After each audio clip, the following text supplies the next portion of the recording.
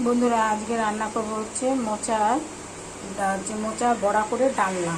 তাই এখানে আমি তেল দিয়ে দিয়েছি, ফোড়নে দিচ্ছি একটা হচ্ছে গোলমরিচ, দুটো এলাচ, দুটো দারচিনি, একটা তেজপাতা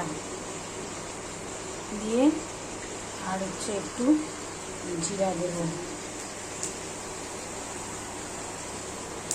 আলুগুলো দিয়ে ভাজা ভাজা করব, করে নিয়ে তারপরে বড়াগুলো বানাবো। কীভাবে বানাবো বন্ধুরা সেটা দেখাবো।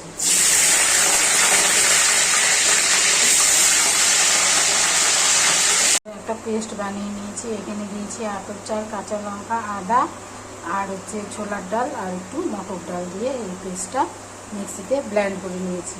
আর এখানে হচ্ছে মোচা ছুঁড়ে নিয়ে সিদ্ধ করে নিয়েছি, এটাকে ভালো করে একটুখানি হাত দিয়ে ম্যাশ করে নেব।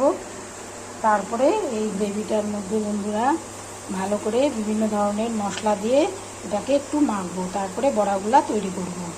এক এক করে সব অ্যাড করব মশলা। এখানে হচ্ছে একটু লবণ দেবো বন্ধুরা, তারপরে দেব হচ্ছে হলুদ,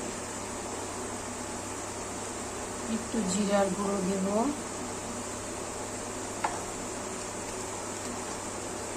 একটু গরম মশলার গুঁড়ো দেব,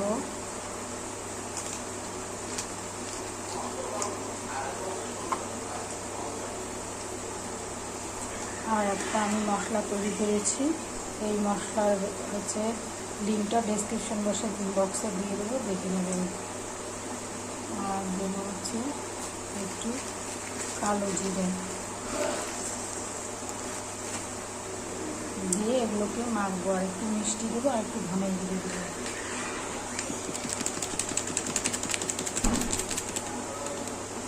ব্যাটারটা এরকম ঠিক তৈরি হবে বন্ধুরা। তারপরে এই যে কড়াইতে আরও একটু তেল দেবো, তেল দেওয়া আছে, আর একটু তেল দিয়ে তারপরে বন্ধুরা গ্রেভিটা যদি কোনো সময় মনে হয় যে না একটুখানি পাতলা বা নরম হয়েছে, তাহলে কিন্তু অল্প বেসন দেওয়া যায়, একটু বেসন এভাবে ছিটিয়ে এটাকে দিয়ে গাঢ় করা যায়। এই যে বন্ধুরা বড়াগুলো এই যে ভাজছি, এগুলোকে ভাজা করে তারপরে এই যে আলুগুলোকে হচ্ছে ভাজা করে রেখেছি, এগুলো দিয়ে রান্না করব। আলু দিয়ে ডালনাটা করার জন্য বন্ধুরা একটা মশলা তৈরি করব। তার জন্য বাটিতে নিয়ে নিয়েছি, এর মধ্যে জল দেবো, দিয়ে ভিজিয়ে রাখবো। এর মধ্যে নিয়ে নিয়েছি হলুদ, নিয়ে নিয়েছি হচ্ছে জিরের গুঁড়ো, আর হচ্ছে ধনের গুঁড়ো, আর হচ্ছে লাল লঙ্কার গুঁড়ো,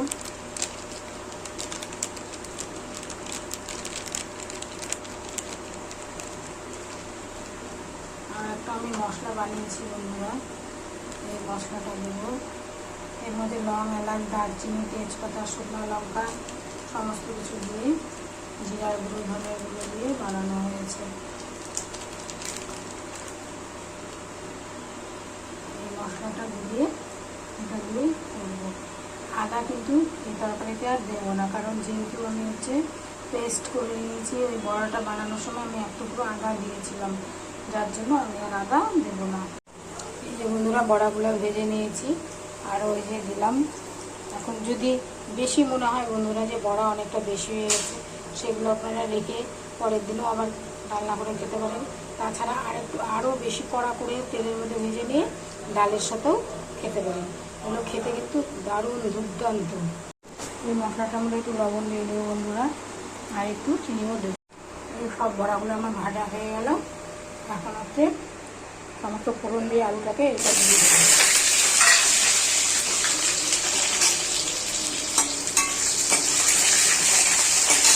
ভাজা করাই গেছে, মশলাটা দিয়ে দেবো।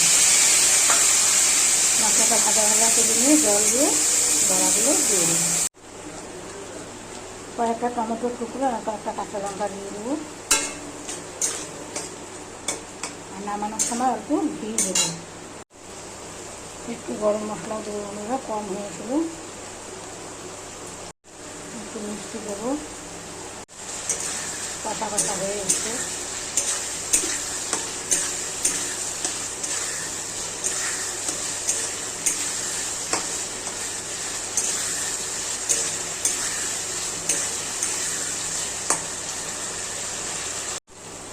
জল দিয়ে দেবো। জলটা একটু বেশি দিতে হবে, কারণ বড়াগুলো হচ্ছে সব জল টেনে নেবে।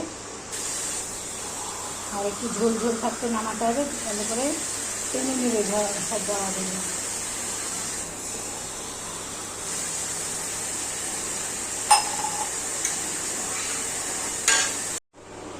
ঝোলটা ফুটে এসছে, এখন একটু ঘি দিয়ে দেবো।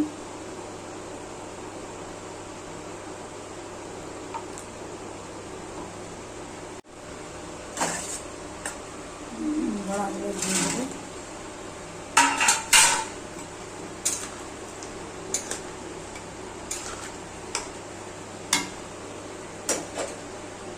দিয়ে একটু ঢেকে রেখে দেবো।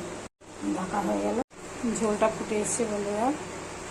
এখন এটাকে নামিয়ে দেবো। এই যে বন্ধুরা, আমার ঝোলটা হয়ে গেল। মোচার বড়া করে আলু দিয়ে রান্না। এই ঝোলটা কিন্তু টেনে নেবে বন্ধুরা, আরও গাঢ় হয়ে যাবে। ওই জন্য একটু ঝোল ঝোল থাকতে নামাতে হবে। আমার এই রেসিপিটা বন্ধুরা যদি ভালো লাগে তাহলে লাইক শেয়ার কমেন্ট অবশ্যই দেবে। টাটা।